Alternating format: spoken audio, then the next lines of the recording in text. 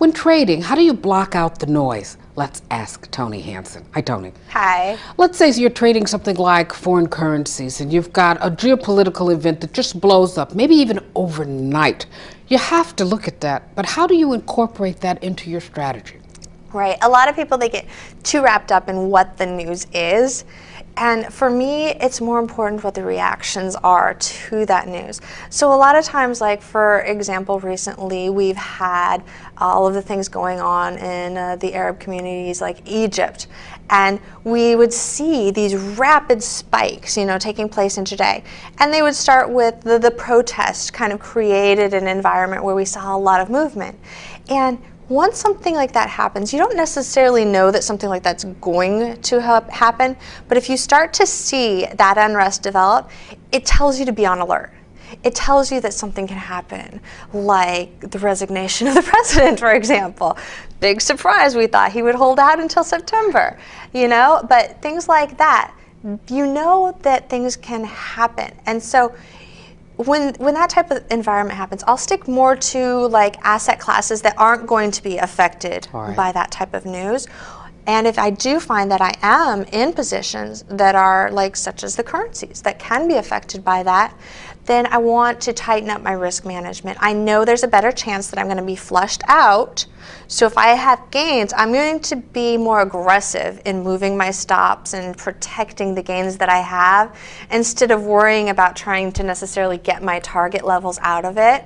So those are just two ways that you can kind of be a little bit more careful even though you're in that type of environment. Okay, so we were discussing the unknowns, the things that can blow up, say, overnight. How about the known unknowns, like the earnings season? We have that every quarter, and people always have some sort of idea, and it does affect your trading. Yes.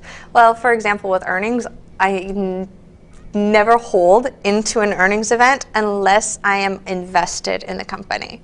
And I don't want it to be like a new investment either, because if I'm going to go and position myself into something, I don't want to see earnings coming out like next week and I'm looking to hold it for a couple of months or something, because you can get those huge gaps that can really affect you right from the beginning. So if I'm shorter term, I'm not going to hold overnight into an earnings event because you just don't know. I mean, the uncertainty is too great. Exactly. The uncertainty is too great. How about rumors? We always hear takeover rumors, and of course we're starting to see a pickup in M&A activity. Right. And there you can run into the same thing where you can get good price action ahead of time, but you have to know that if you're holding overnight in some of these things, you can get some really extreme gaps, especially if the other side pulls out. So they're great for day trading. You can get really great moves intraday for day trading.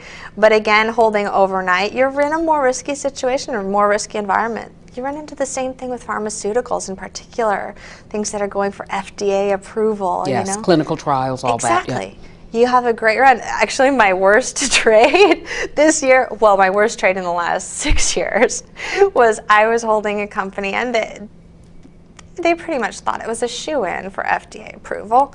And even then, the FDA wanted further testing.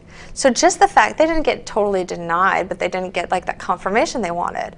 They wanted further testing. That delay. And even that cut the price in half. Now, since I was trading pharmaceutical though, I wasn't in it very large because of that very, very reason. Okay. So I was looking to hold it for a couple weeks, but I just know when you're dealing with something like that, you don't want to build a big position in it because it can go against you really hard.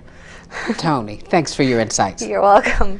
My guest has been Tony Hansen. You're watching the MoneyShow.com video network.